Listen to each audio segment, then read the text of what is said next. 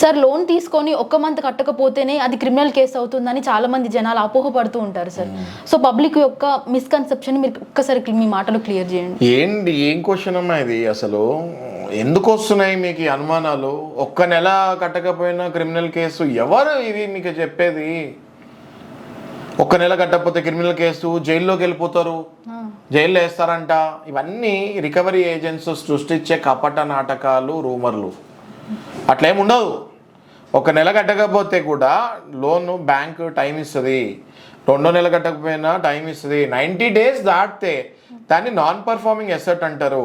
అప్పుడు కూడా కోర్టుకి వెళ్ళి మీకు నిజంగా ఏదైనా సీరియస్ కండిషన్ వల్ల కట్టలేకపోతే ఆ కండిషన్ ఏంటో పెడితే కోర్టు వారు దాన్ని పరిగణించి కంపల్సరీ మళ్ళీ కొద్దిగా టైం ఇస్తారు.